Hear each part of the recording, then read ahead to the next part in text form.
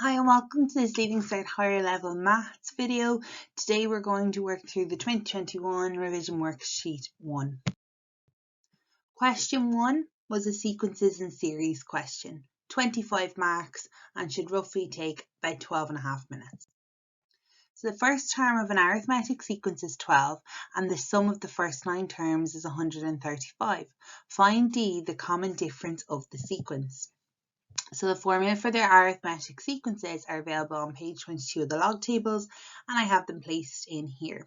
So we've been told two things. We've been told the first term of an arithmetic sequence, and using our log tables, A is the first term. So A is 12. They then told us the sum of the first 9 terms is 135. So we're talking about S9 is 135. Now, using the formula from the log tables, we can work out S9.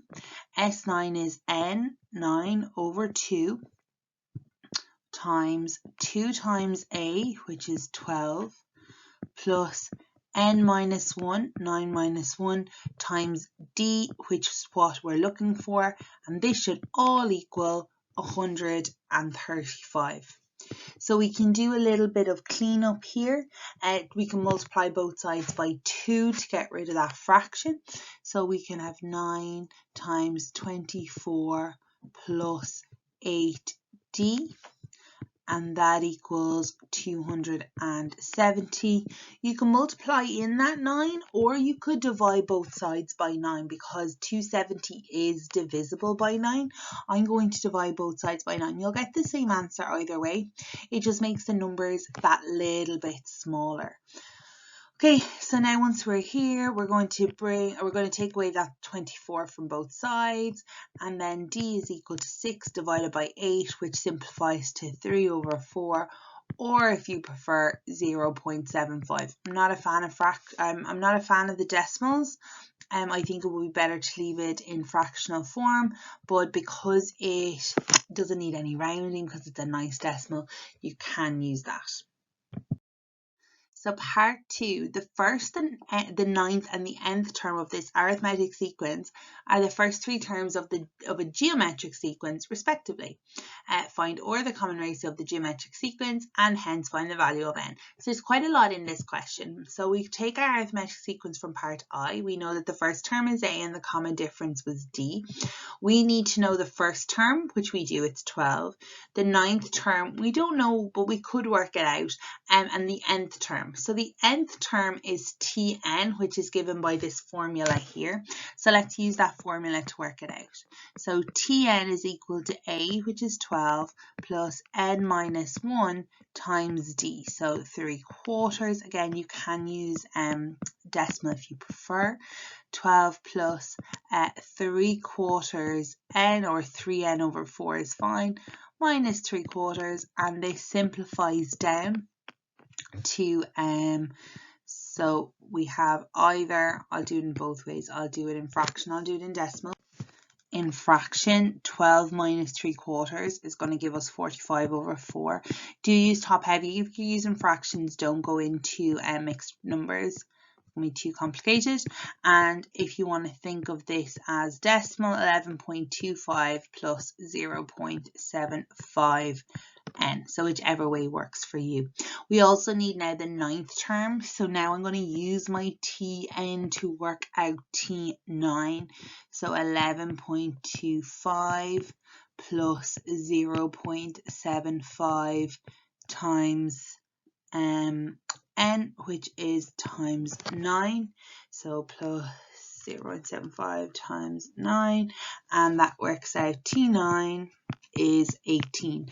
So that gives us the first 3 terms, the first 3 terms of this geometric sequence. So the first term of the first term of the arithmetic is 12, the ninth term is 18, and the nth term is this formula here. So this is what we end up with. Either if you want to use fractions or if you want to use decimals, both are there. We have 12, we have 18, and then we have that formula. They are the first three terms of a geometric sequence. So they were the arithmetic, but now we're talking geometric. And our geometric formula are on page 22 as well.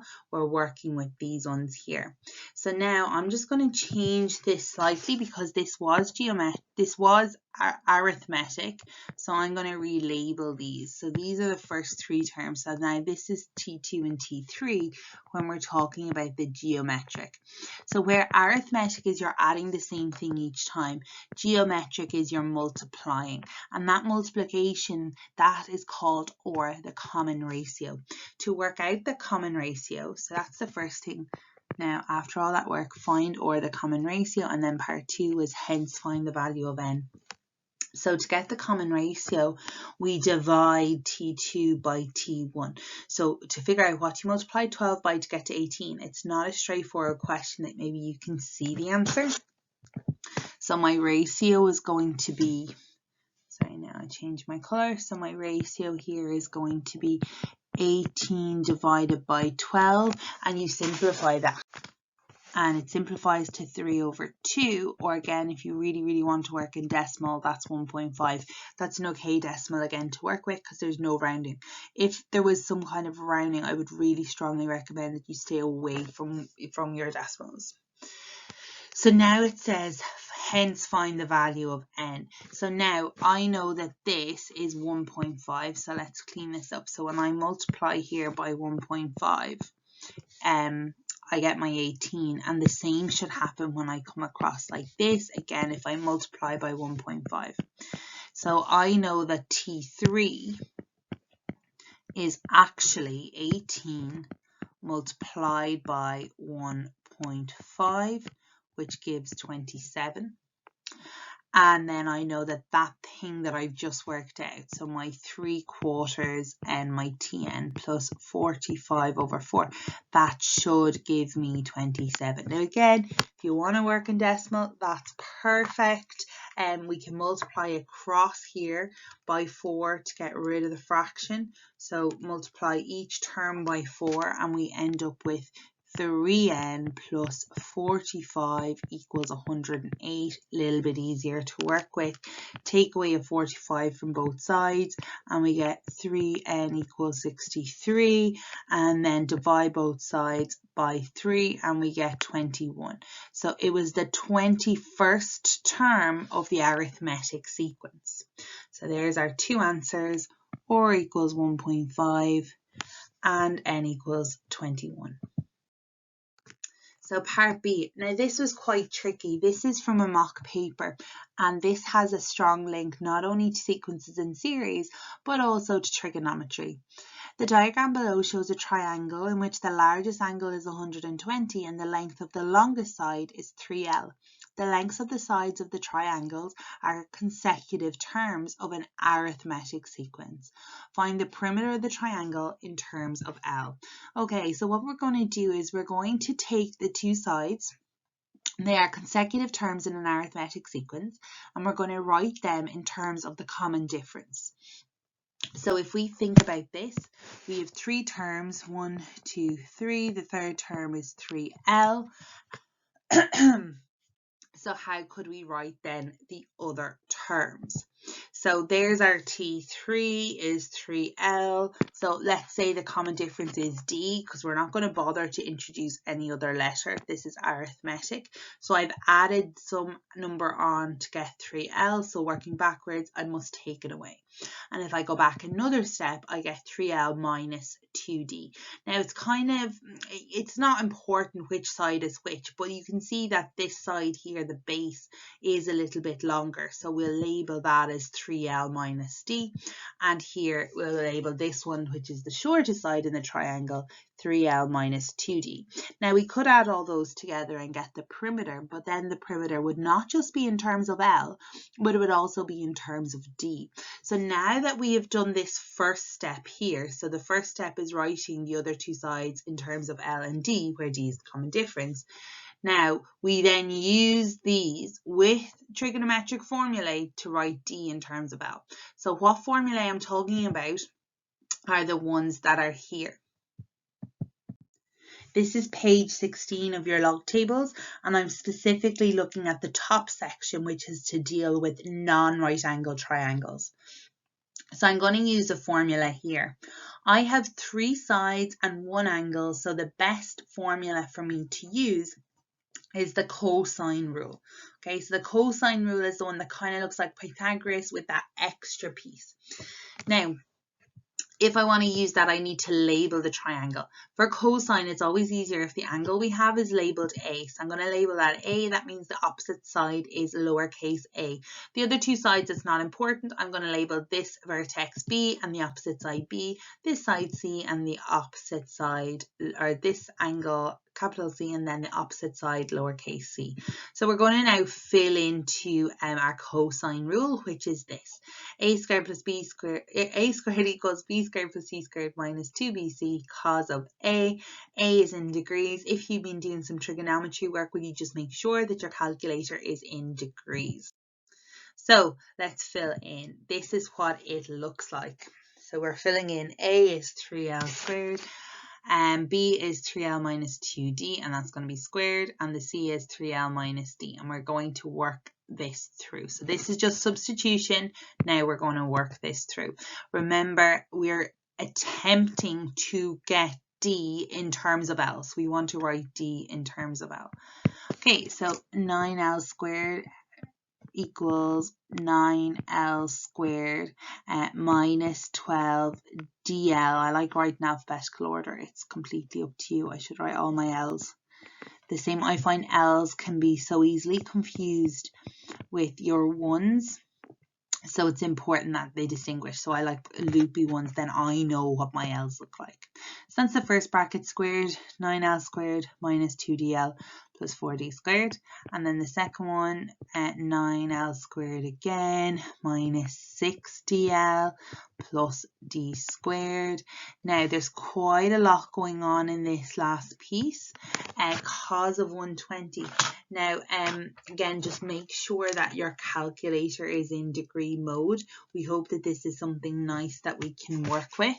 It is going to be minus a half. So I'm going to multiply 2, I'll just write it out here. I'm going to multiply the 2 by minus a half first, because then I'll have minus 2. I like where I am. I'll multiply minus 2 by minus a half, and that will just give me plus 1. So really what I'm doing is just multiplying out these 2 brackets. There's quite a lot going on here, so if you want to work these brackets out separately and come back, that's perfect. I'm going to do mine up here because I am quite short for space on the screen. So it's going to be 3l by 3l minus d minus 2d 3l minus d.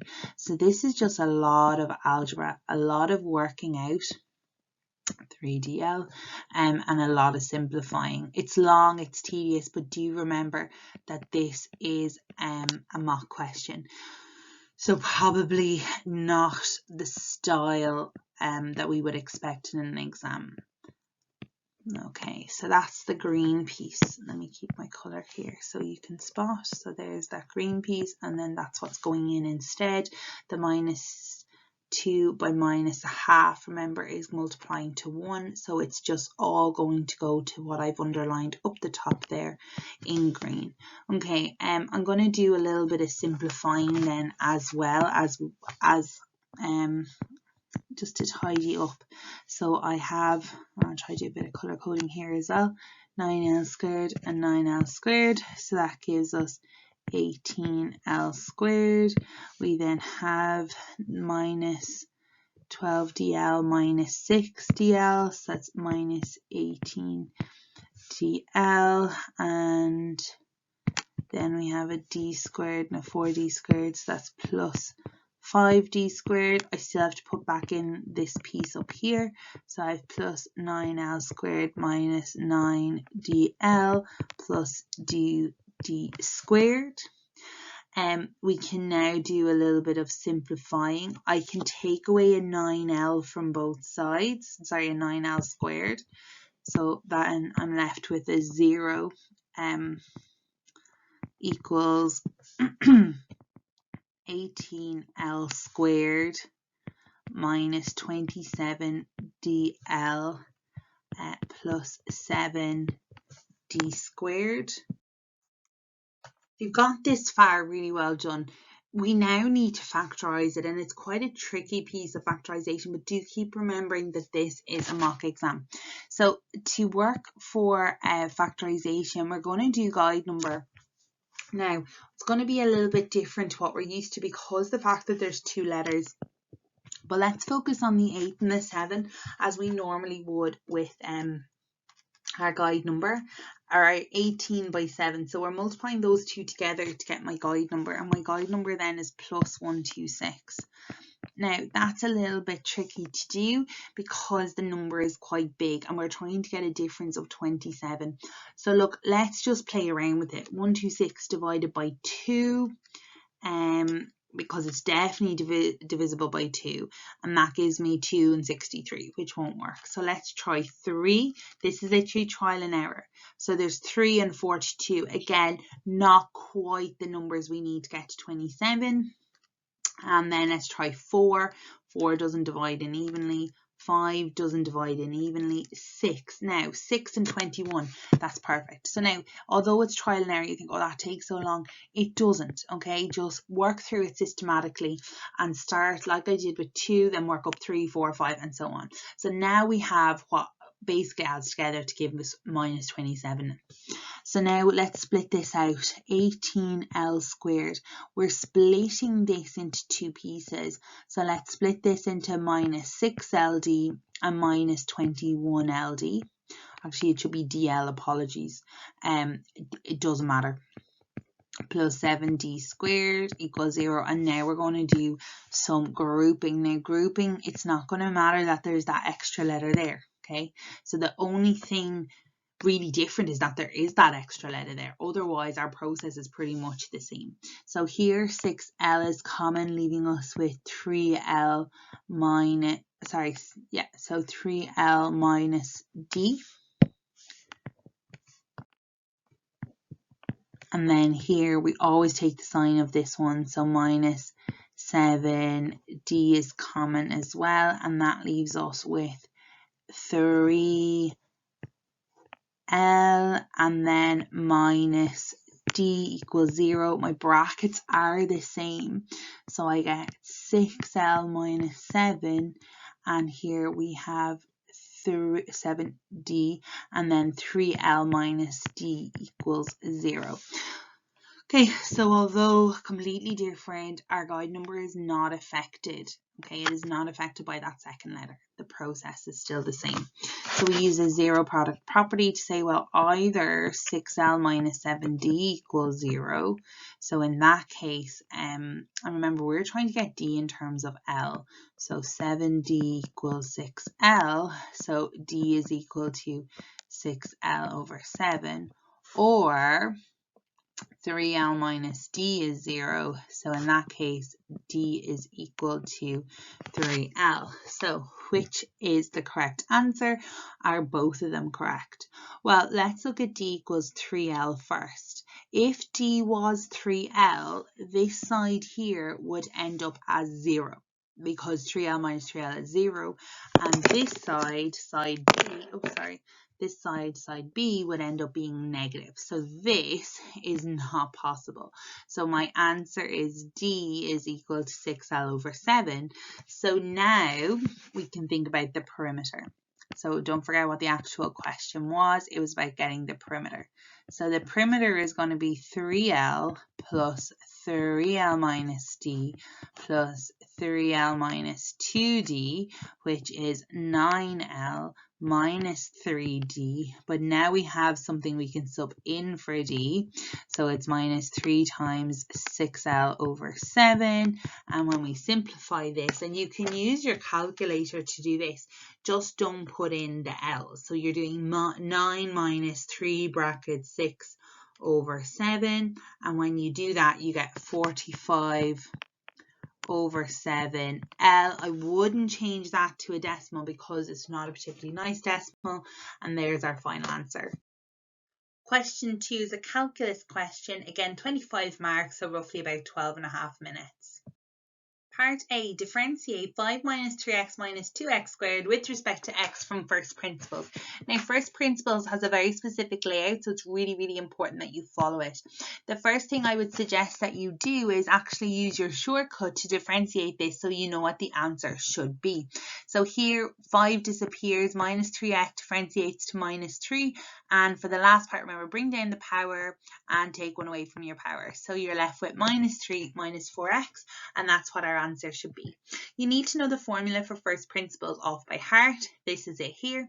F dash of x, so the derivative is equal to the limit as h goes to 0 of f of x plus h minus f of x all over h. We're going to take this one step at a time and work it through. First thing I'd suggest you do is to work out f of x plus h. That means if we take the original function, which they didn't write in function form, but we can always do that, 5 minus 3x minus 2x squared. Everywhere there was an x, we are now putting in an x plus h. So here's our x and our x. Now we're putting in an x plus h.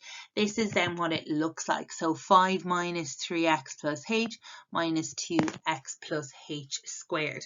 I would expand and simplify. So here's expanding the first bracket, 5 minus 3x minus 3h minus 2 times, square the bracket. Remember, following your BIMDAS, we always square before we multiply in. Squaring that bracket, x squared plus 2hx plus h squared, and then multiply out. So our answer is 5 minus 3x minus 3h minus 2x squared minus 4hx minus 2h squared. It can't be simplified because although there are two x terms, one is a hx term and one is just an x term. So that is as simple as it can go. So we've just worked out f of x plus h. Now we're going to do the whole top line, which is f of x plus h, take away f of x. So when you do this, make sure to use your bracket to show the subtraction. It's really important that that minus affects the whole function. So it's minus the whole function f of x. When you multiply that out, all the signs will change. So we have what we had for f of x plus h, then minus 5 plus 3x plus 2x squared. There's a really quick way to check if you're right, and that is, do all the f of x terms cancel with something that's already there? So what I mean by that is the minus 5 cancels with a plus 5. The plus 3x cancels with a minus 3x, and the plus 2x squared cancels with a minus 2x squared. That's not a coincidence. That should always happen. So if these terms don't all cancel, then something's probably gone wrong with your sign. That leaves us with minus 3h minus 4hx minus 2h squared. Step 3 is then we're going to look at the full fraction. So f of x plus h minus fx over h. So really that's a division by h. You can think of this as divide every term by h, or you can do it using some factorization. So if we use factorization, I'm going to pull out a h that's common. I'm left with minus 3 minus 4x minus 2h all over h, and then the h's cancel, and this is what we're left with. Some people like using that factorization. It's the clearest way to see it. Or again, you can think of it as dividing each term individually by h. The last step then is to put in the limit. So the limit of what we've just worked out. So the limit as h goes to 0 of minus 3 minus 4x minus 2h. There's 3 ways to work with limits, but for this one, we're using the easiest method, and that is where we just sub in, okay?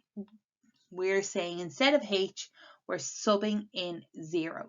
Now, when we do that, the limit will disappear. So what this turns into is simply minus 3 minus 4x minus 2 times 0. So when you do the substitution, the limit piece is used. The limit as h goes to 0, that's saying put in 0 for h. When you've done that, this part disappears.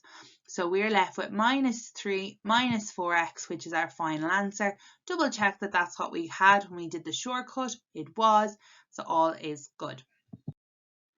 So B, the equation of a curve is y equals ax cubed plus bx squared plus cx plus d, where a, b, c, and d are elements of z, which means they're integers, so positive or negative whole numbers.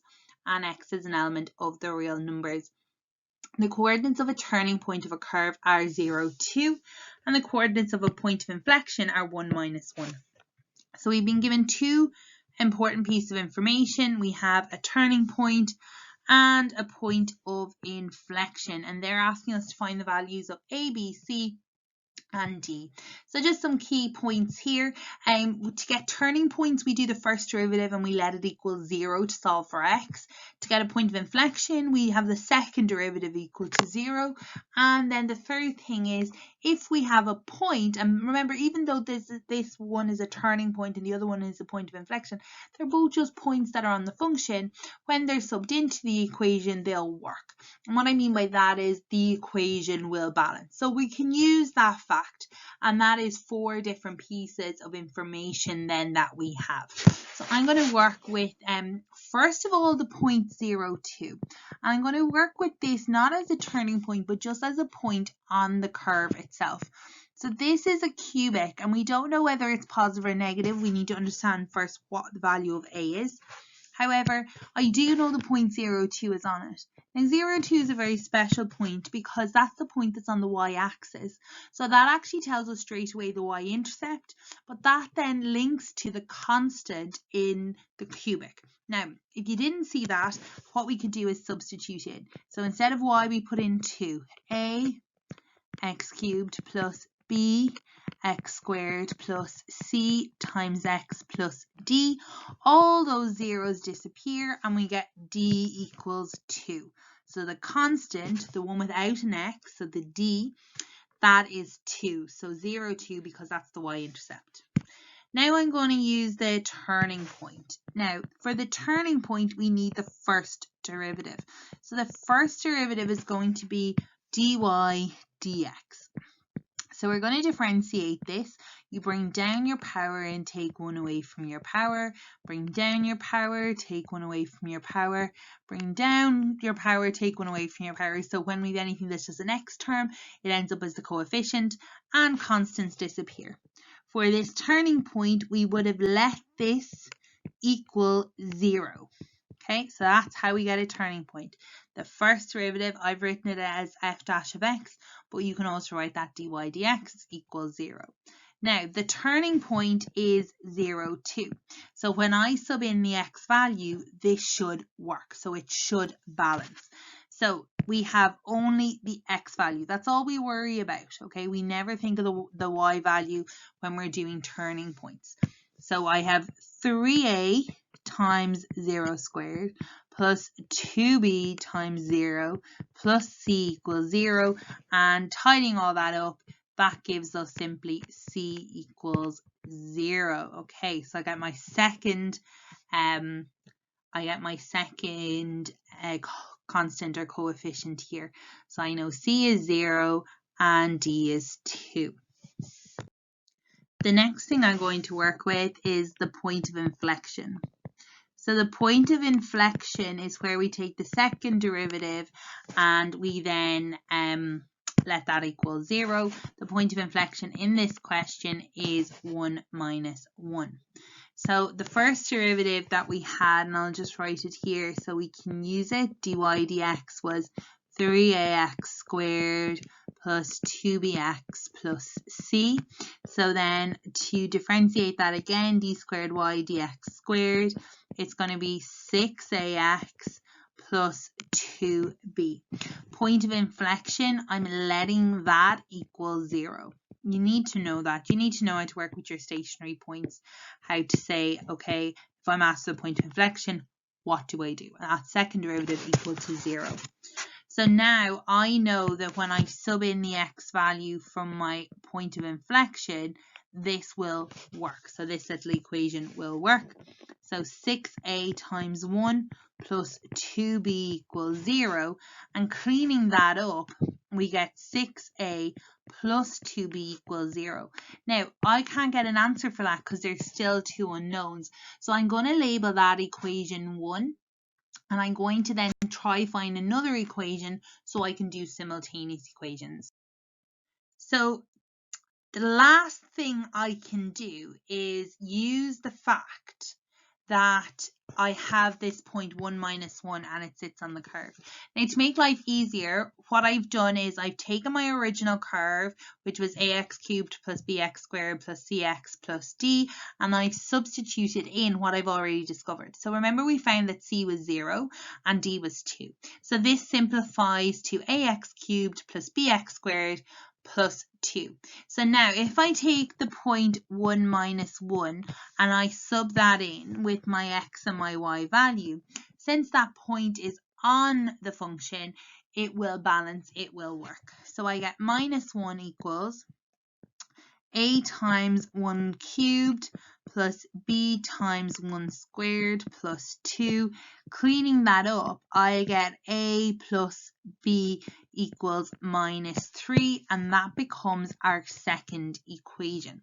So I have my first equation over here that I had already worked out using that point of inflection with the second derivative. So now I have a plus b equals minus 3. Now it doesn't matter what you want to get rid of first or what you want to eliminate. I'm going to eliminate the b's first, which means I'm going to multiply my second equation by minus 2.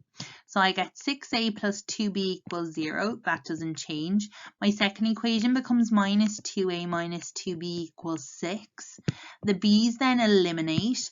I am then left with 4a equals 6, so a ends up being 3 over 2, or if you prefer 1.5. We then take either equation, 1 or 2.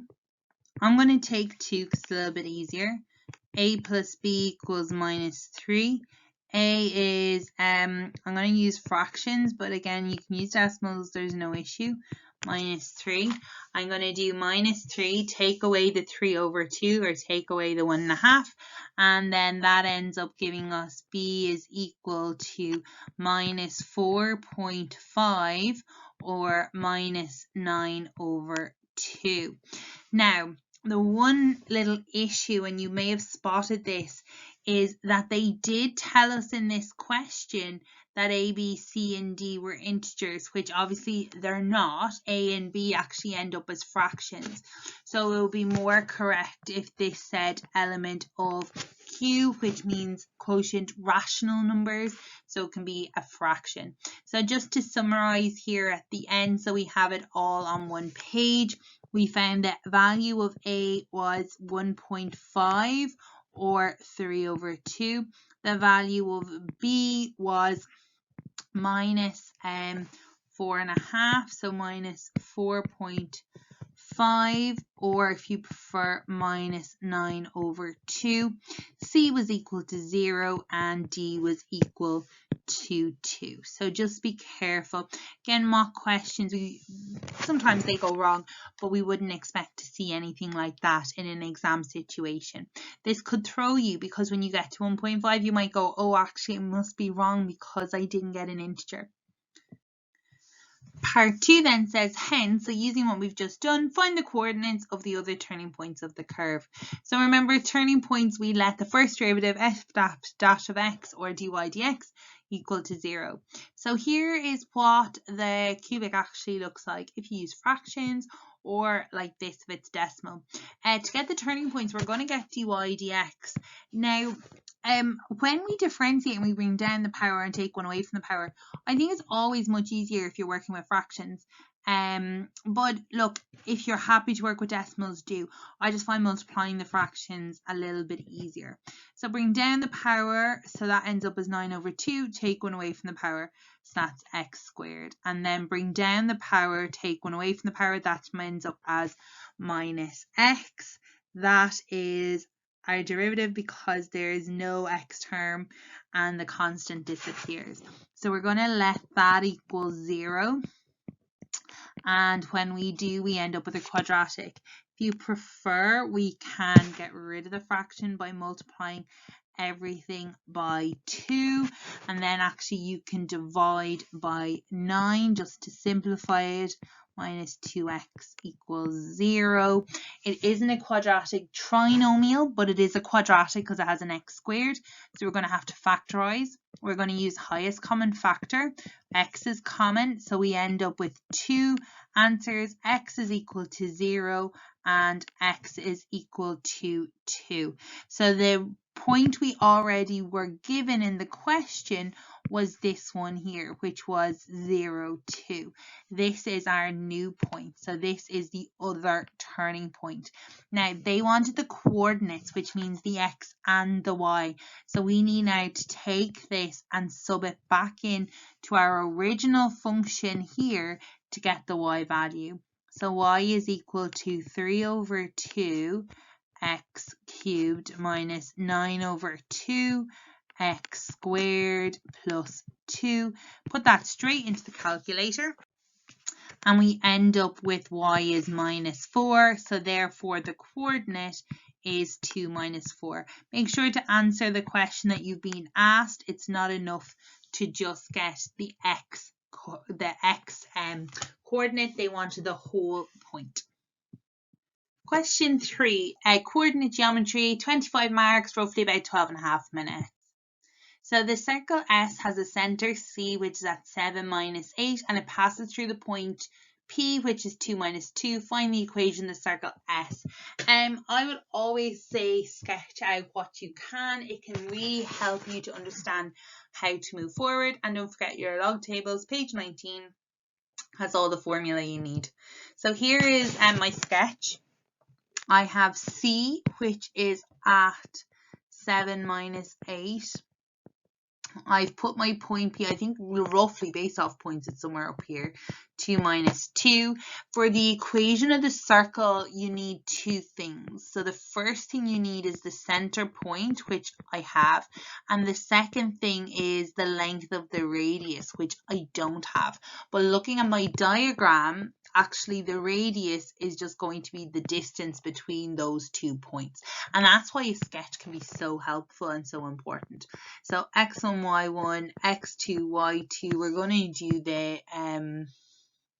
going to do distance formula. So it's the square root of x2 minus x1 squared plus y2 minus y1, watch your signs, squared. That into the calculator gives square root of 61. I'm going to use the formula that's here to make the equation of the circle because I have my center, which is 7 minus 8. I have the radius, which is 61. You can label the center of the circle, and the center of the circle is labeled HK. And then this is my R. So my formula is x minus h squared plus y minus k, so what's your sign, squared, equals the radius squared. Let's multiply that out. I suppose no real indication here you have to, but when you're doing this and it's not an exam situation, I'd say, look, expand it, go practice. You wouldn't be penalized here for not expanding it.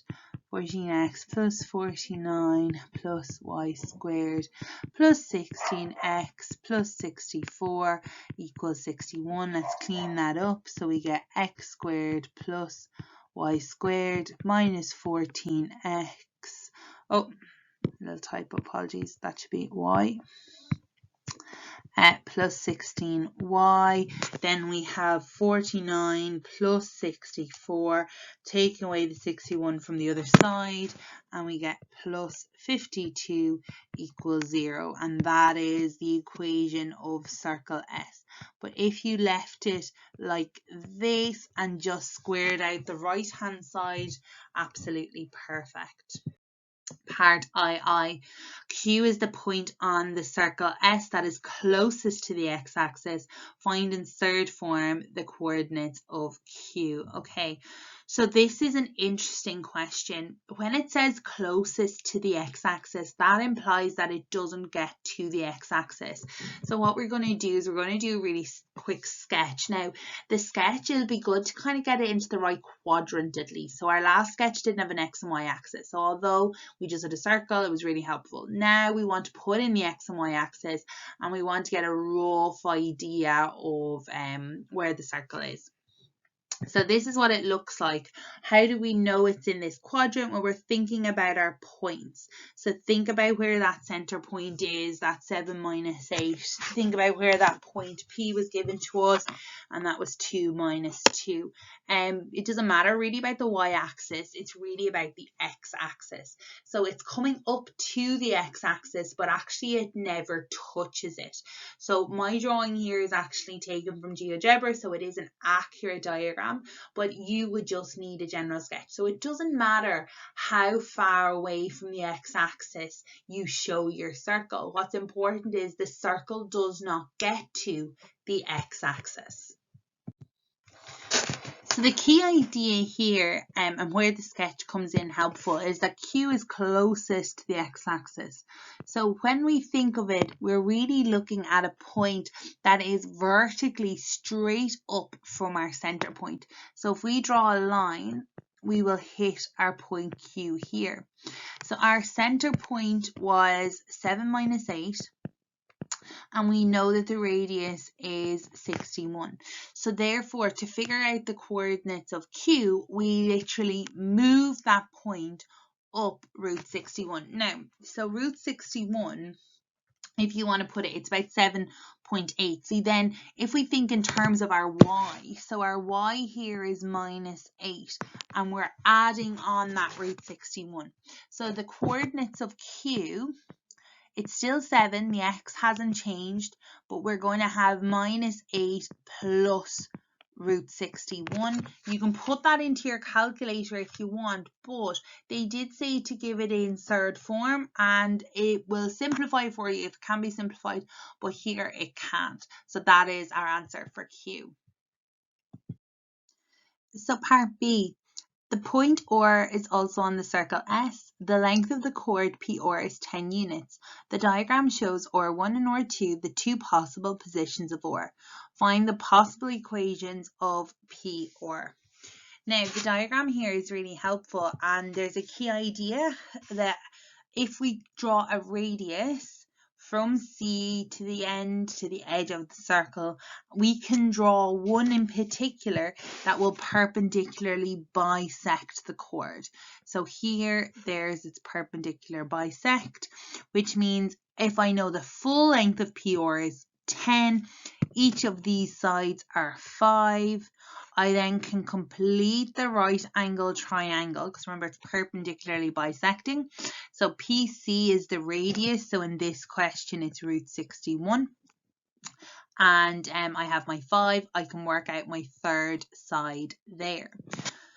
Okay, so that's like just the general idea. We're asked for the equation, and it's the equation of PR. And the equation of PR, which is a line, needs two things. It needs the slope and it needs a point. Now, we have the point because regardless, the point is going to be P, and we were given P earlier in the question. And it was 2 minus 2. So we're going to use that. So we have the point. So really, we're looking for slope. And because of the way that this question is asked with our two possible values of R, we're going to have two possible slopes. Once we have that, we're going to use y minus y1 is equal to m bracket x minus x1. So our slope is our m, and here is the point x1, y1. The two different m's will give me my two different equations. I'm going to keep going and create our general equation which will work for either of those chords.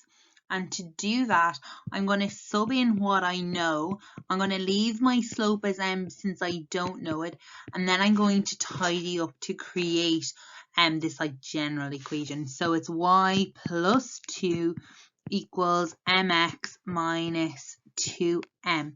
It's usually helpful to have it in the form of x plus y plus c equals 0. So I'm going to have mx minus y minus 2 minus 2m equals 0. So that's in the form ax plus by plus c equals 0. So there's my ax, my by, and my c. So it doesn't have an x or a y.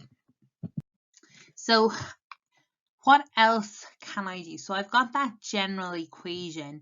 And I suppose now we need to remember the fact that we have this perpendicular distance formula, which is here, and it's the distance between a point and a line. So we have the point C, which is 7 minus 8, and the perpendicular distance will be, if I just get my highlighter, it's going to be this distance here. Now, the same thing is going to happen if we look at the other chord. I'm just focusing in on one rather than duplicating the drawing part, but this will work for the other chord as well. Now, if I knew that distance, I could use this distance formula to create an equation, and I can actually work out that distance, since effectively what I have here is a right angle triangle. So let me show it to you in isolation. So the triangle here is root 61, the length of my radius, 5, since it was half its chord, and this, which I don't know, but I'm going to call this one D for distance for the moment. Now, I have two sides of a right angle triangle, and I want to find the third, so I have Pythagoras. Here's C, here's A, and here's B. Formula is c squared equals a squared plus b squared. That is root 61 squared is equal to 5 squared plus, I'm going to put in d squared. So 61 equals 25 plus d squared. D squared equals 61 take away 25. That gives us 36, which gives us then the distance here as the square root of 36, which is 6. So now I know that that length there is 6. So the distance from C, 7 minus 8, to the line of the chord, either one, is going to be 6. So that's how I create my equation. Here we need two things. We need the point, and that point is 7 minus 8, because we're going from the center. That's x1, y1. The second then is we need the equation of the line. We worked that out in the previous part. That was mx minus y minus 2 minus 2m equals 0.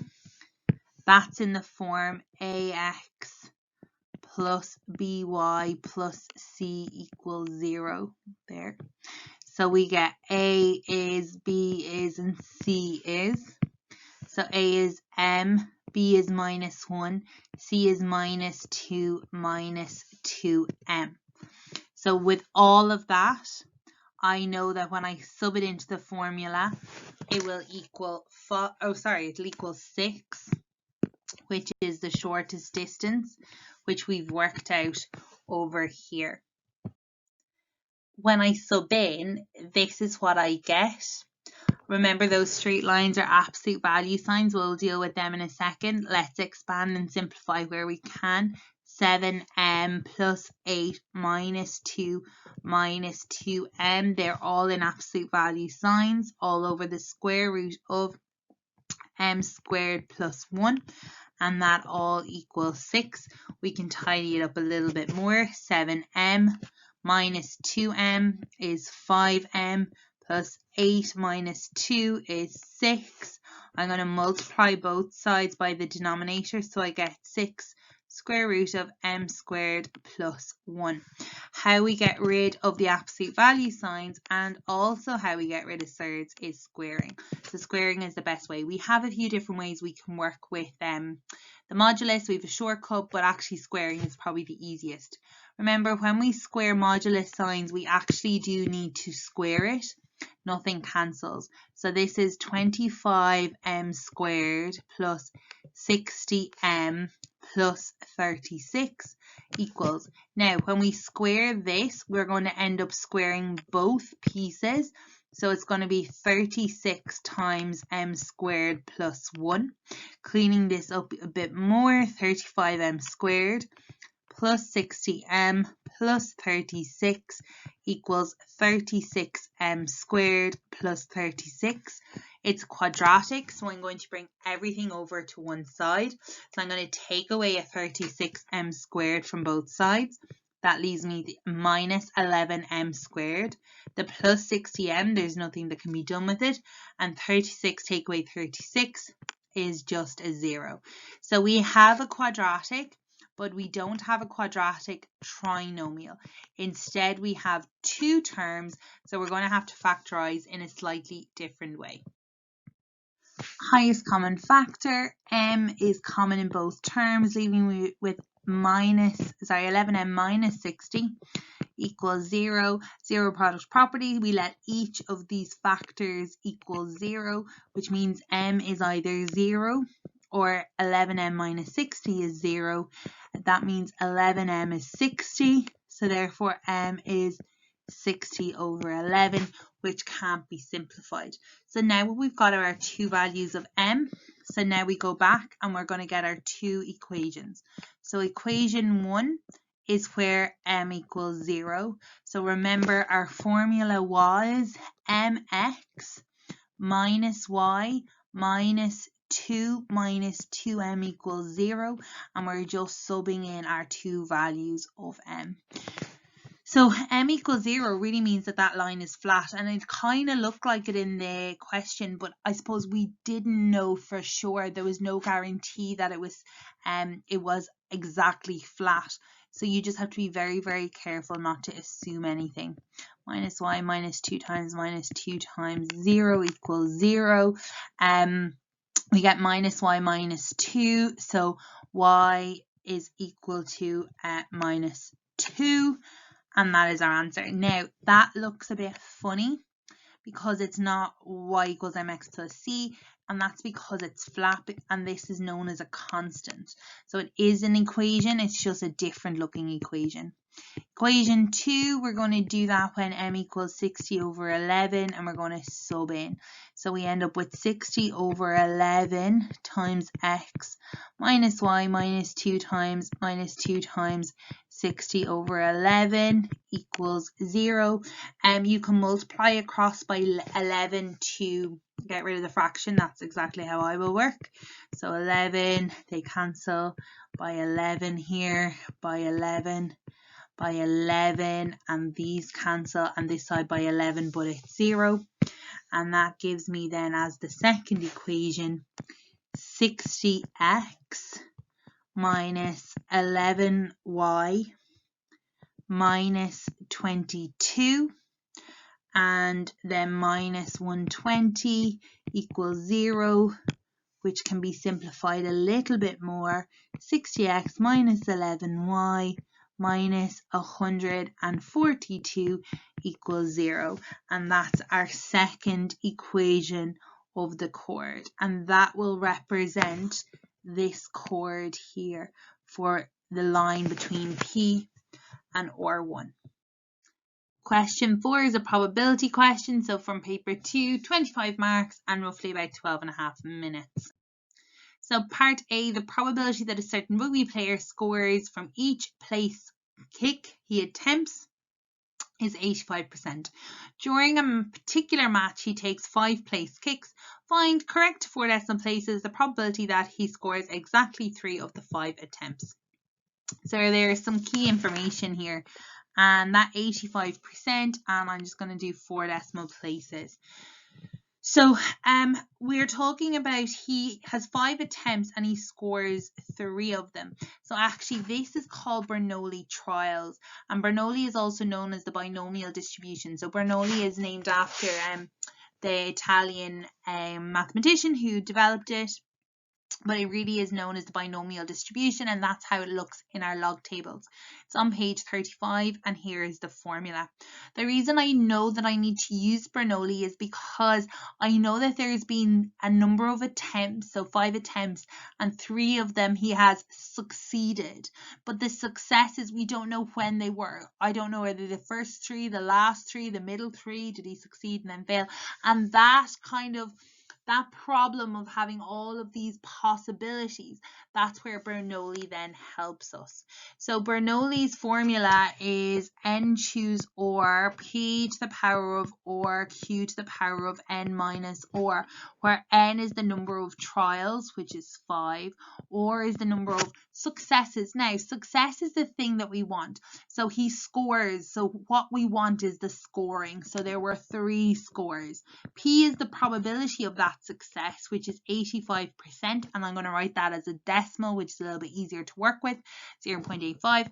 And then Q is the probability of failure, so the opposite. So if he's an 85% chance of scoring, he then has a 15% chance that he won't score, which ends up as 1 minus P, which is 0.15.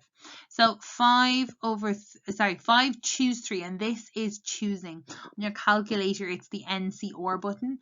P is 0.85 to the power of or, which is 3, and Q 0.15 to the probability of 5 minus 3, which is 2. And that's the number of times that he failed. So if he got 3 scores, he got 2 that he didn't score. Into your calculator, you would type 5 choose 3, make sure it's in a bracket, 0.85 to the power of 3, and 0.15 to the power of 2, and it can go straight in. So 5, just be careful with your brackets and utilize them properly. Like I said, that C is the NCOR button. It's the choosing. So there are 5 different places he could have scored, and he scored 3 of them. So that little 5 choose 3 gives us all the different ways or different possibilities of how he scored. So when we work this out, it's 0.138178. It said 4 decimal places, so we'll cut it after 4. The next number is 7, so we're going to round up. So 1382, if you want to think of that in kind of percentage, it's 13.82%. Part 2 then says he scores for the 3rd time on the 5th attempt. So this is a type of Bernoulli. It's half Bernoulli, half not, because we know part of the order and we don't know the other part. So I like to draw this out. So the first section are the first 4 attempts. Now in the first 4 attempts, he scores twice. And I know that because on the 5th attempt is when he scores the 3rd time. Now the thing is, I don't know on which attempts he scores those 2. And then on the 5th attempt, he then scores. Now, that's, I know, I don't need to work anything out, he just scores. And means multiply. So what we end up with is Bernoulli, so 4 choose 2, P, so 0.85 to the power of 2, 0.15 to the power of 2, and just the chance he scores, which is 0.85. Into the calculator, we do 4 choose 2, 0.85 squared by 0.15 squared, and then you can multiply or use just brackets, 0.85. We're still going to work to 4 decimal places. Bear that in mind when you're working. 0.85 squared, 0.15 again square, multiply by 0.85, and our final answer is 0.0829, and actually the next number is 0, so I'm just going to leave it at that. And if you prefer it in decimal, that's 8.29%. So part 3, he scores at least 3 attempts during the match. Now, the phrase at least is so important, and we need to be able to work with it. So at least 3 means 3 or 4 or 5. Now, sometimes it might make more sense to work the opposite way. So work the bits he didn't get. So 0, 1, 2. Now, it makes no difference here, because if I work out at least 3 attempts, that's 3 attempts, 4 attempts, 5 attempts. Working the opposite way would be 1 minus no scores, 1 score, 2 score. Each has 3, but I already know the probability of 3 scores.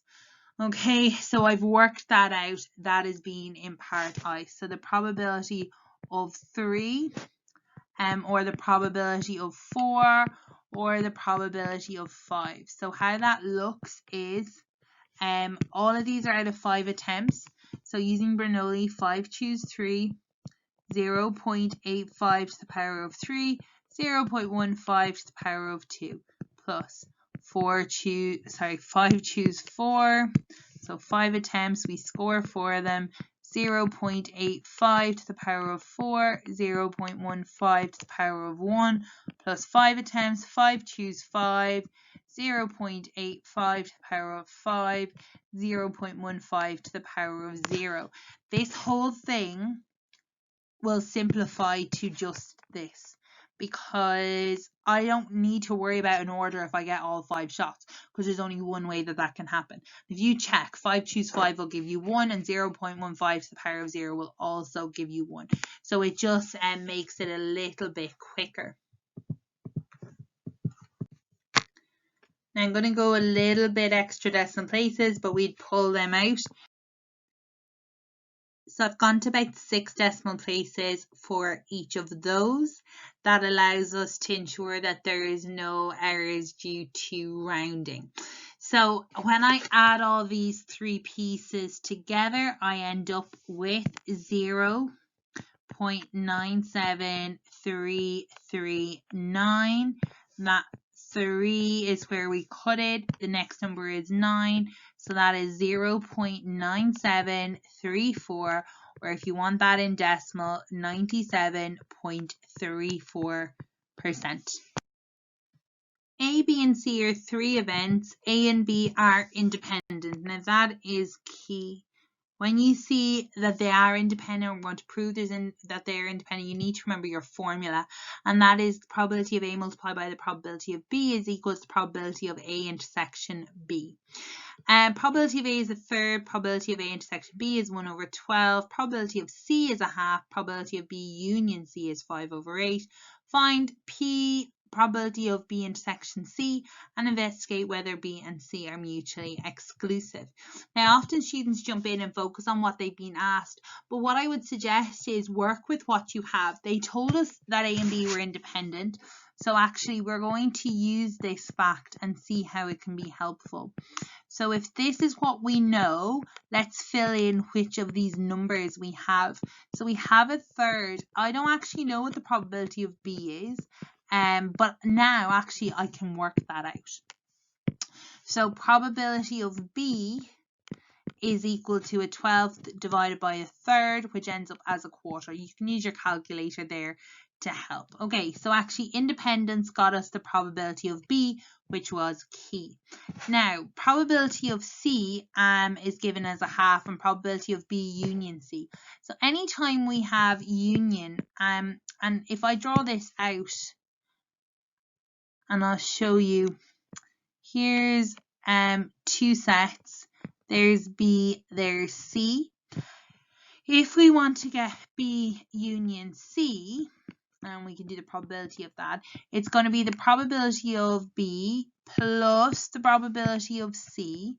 But if we do that, what we've done is we've added the whole circle of B plus the whole circle of C, which means we've double counted the middle. So we need to then take away the probability of B intersection C. Now this is a formula that you can learn off by heart, but I often find it's much easier just to deal with it as it comes and figure it out logically. Let's fill in what we know. Well, we were told the probability of B union C was 5/8. We've worked out that the probability of B is a quarter. We were told the probability of C is a half, and we want to work out B intersection C. So let's clean up. So 5/8 equals a quarter plus a half, so that's 3/4. So we have 5/8, take away the 3/4, and we end up with 1/8. So the probability of B intersection C ends up being an 1/8. You don't have to work with the fractions if you don't like them. You can change them to decimals, or you can get rid of the fractions by multiplying across by the denominator. So 2 parts of this. First one was find B intersection C. So we've done that. And the second is investigate whether they're mutually exclusive. So mutually exclusive means that B and C have no overlap. So mutually exclusive looks like this. Exclusive, it looks like this, B and C, and no overlap. But they do have an overlap, because if they didn't have an overlap, the probability of B intersection C would be 0. So what we will say is, since probability of B intersection C does not equal 0, then B and C are not mutually exclusive. So very quick little question there, but you need to know your probability formula. If you don't know how to work with independent, if you don't know how to work with the union formula here, you're going to be in trouble. Question 5 is an algebra question including some surds and some logs. Again, 25 marks, 12.5 minutes. So part A, solve this equation. It is square root of 2x minus 1 plus the square root of x minus 1, and that equals 5. It says verify your answer. So these are surd equations, or also known as irrational equations. And to do these, we're going to be squaring both sides. But before we can square both sides, it's important to isolate one of them. It doesn't matter which of our surds. It's also important that you verify. This question, again, a mock question, it asks us to verify, but even if they didn't, we would need to sub it back in, because square roots are kind of tricky. They don't accept numbers underneath them if they're negative, especially while we're not in complex numbers. So we always have to double check if they're correct. So I'm going to keep this 2x minus 1 over here. I find it helpful if you close down the square root like this. 5 minus square root of x minus 1. We are then going to square both sides. Left hand side is lovely, that all just cancels. Squared over here, a little bit trickier. So we end up with the first number. I'm going to use shortcut. First number squared, 25, minus 10 square root of x minus 1, and then square the last, so it's going to be plus root x minus 1 squared, which is just x minus 1, because the square root cancels. So now we still have one square root, so we're going to have to isolate that. So I'm going to bring everything, I'm going to bring actually the square root over, so the minus 10 is going to become a plus 10 root x minus 1. I'm going to bring that over. I then had over here x, I take away a 2x. I had 25 minus 1, so I had a 24, and now I'm adding 1 to both sides. So I get 10 root x minus 1, and that equals minus x plus 25. Now you can leave the 10 where it is, or you can bring it across. If you're going to bring it across, you'll have a fraction. If you leave it where it is, you just need to remember to square it as well. So when I square this, the 10 gets squared and the root x minus 1 gets squared. So we have 2 parts of it, okay? So you end up really with 10 squared and this part squared. They cancel, and the 10 squared gives me 100. Squaring on this side, we end up with x squared minus, so minus 50x. And then we have 25 squared, which is plus 625. We now have a quadratic. So I'll multiply out the brackets here on the left, minus 100 x squared minus 50x plus 625. I'm going to bring everything over to the right hand side. So x squared minus 150x. I took away 100x from both sides, and I'm going to add 100 to both sides. So our quadratic is x squared minus 150x plus 725 equals 0. These numbers are quite big. If you're dealing with quite big numbers like this, you can, if you want, play around with it, but minus b is probably the most efficient way to solve this. So minus 150 plus or minus square root minus 150 squared minus 4. A is 1 and C is 725. Let me just write this out in full so we can see it. Okay, so a little bit more space. So x is equal to minus b, so minus 150 plus or minus square root of b squared, so minus 150 squared, use your brackets there, minus 4ac, so minus 4 by 1 by 725 all over 2a, so that's 2 times 1. I'm going to go to my calculator and do the plus part first, so straight into the calculator, getting plus answer, and that's 145. Go back and I'm going to change that plus to a minus and I get 5. So minus, and that is x equals 5.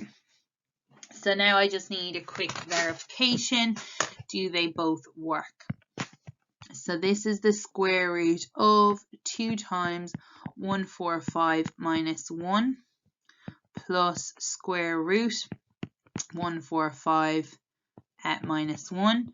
And I want to see what that equals. It should equal 5. So 2 times 145 minus 1. Make sure you come out of your bracket so that the brackets keep an eye on what you're typing. With this square roots, it can be a bit painful. So that gives me 29, which does not equal 5. So this answer is not valid. Let's try with x equals 5. So square root of 2 times 5 minus 1 plus square root of 5 minus 1. So that's 10. Square root of 9, that's 3. Plus 4 is 2. And does that equal 5?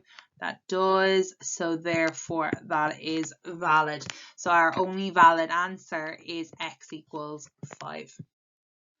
Solve the simultaneous equations given below. So we have 2 log equations, and I know students can often find log equations quite daunting. So just some tips.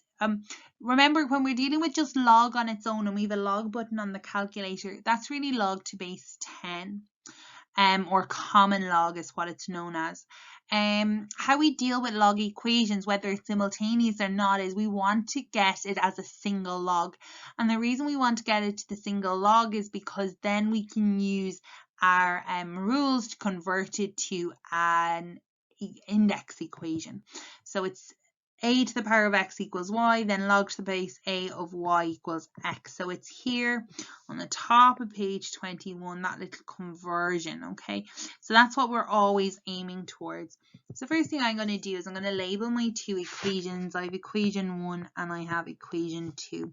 I'm going to start working with equation 1 and I'm going to simplify as much as I can. So I have log of x plus y equals 2 log x. I'm going to bring that over so everything is on one side. So I get log of x plus y minus 2 times log to base x equals 0. Now, preferably I would like to use this little one here, this little rule, which is about when I have 2 logs to the same base and they're subtracting, but I can't yet because of this 2 in front of my log to base x.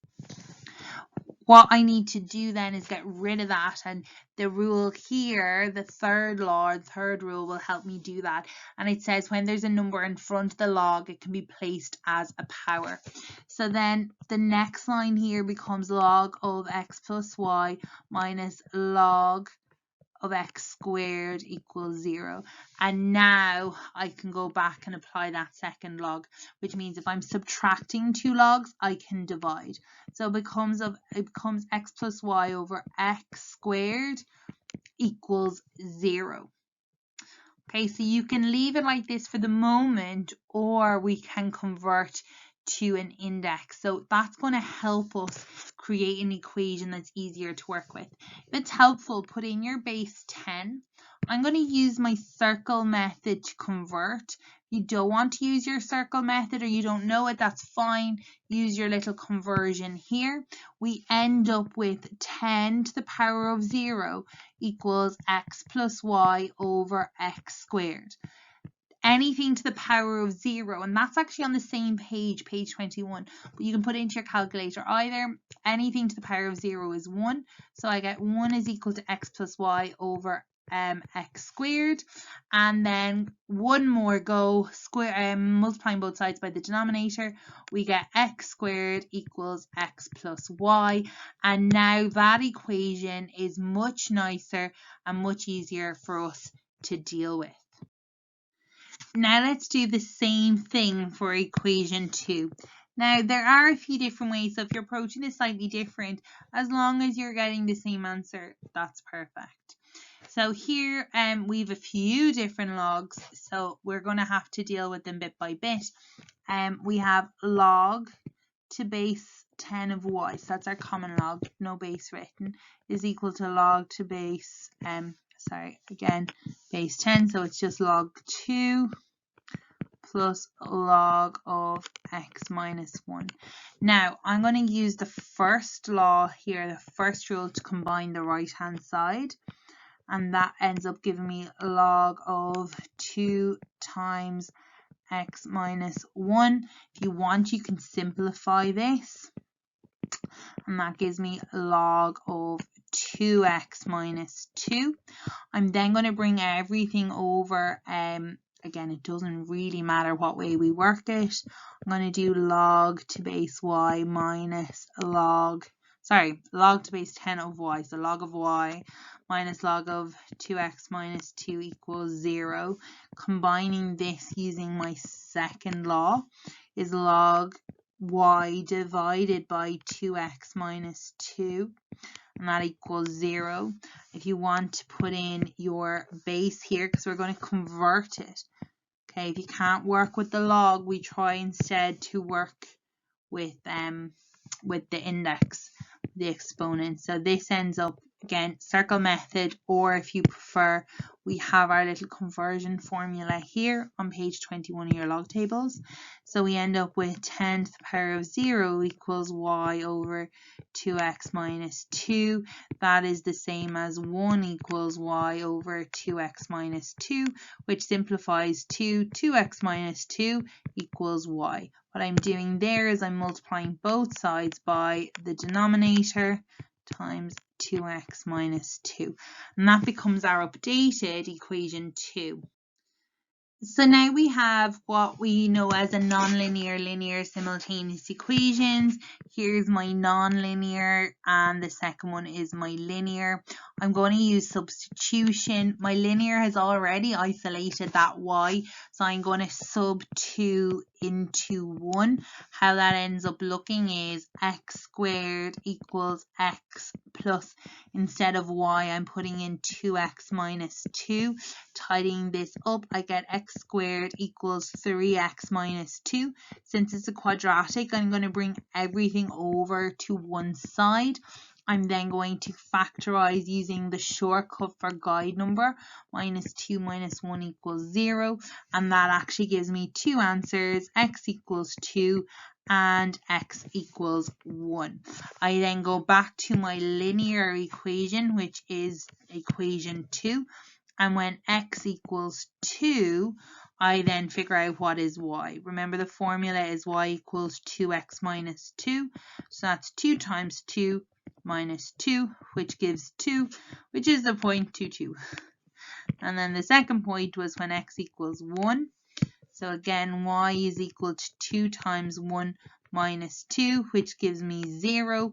So the point is 1, 0. So although it's there are like a lot, that is usually a long simultaneous equation, it was quite straightforward, quite quick to do once you had done the logs piece.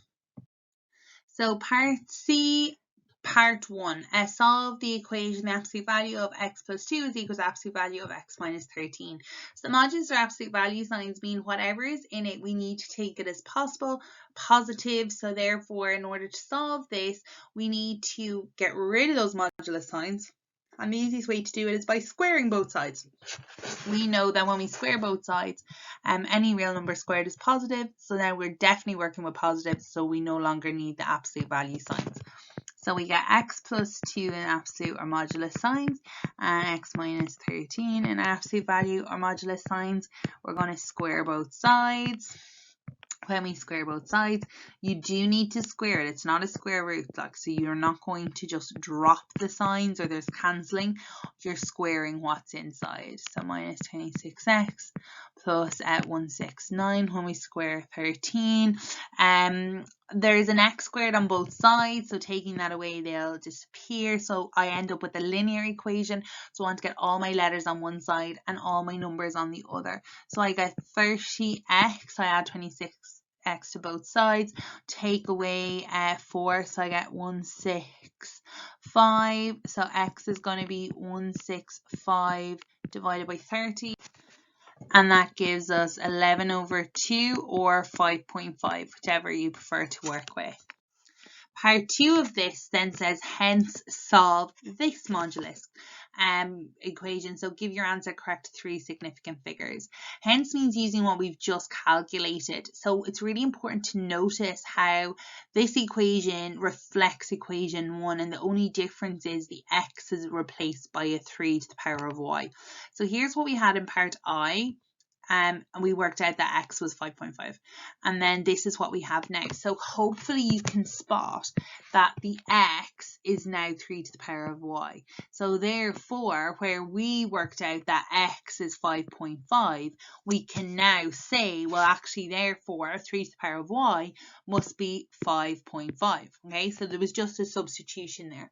So what we're being asked to do is to solve for y if 3 to the power of y is equal to 5.5. So we're going to have to use logs here because I have an index equation and I don't know what the power is. I'm going to use my circle method, which is log to base 3 all 5.5 equals y. So y is equal to, going to our calculators, we literally put that in, 5.5. And we want 3 significant figures, so 1.551728585. That's everything that's in my calculator. 3 significant figures means 3 non-zero numbers. So I start with a 1. It's not 3 decimal places. And my next number is 1. So my final answer here for 3 significant figures is 1.55.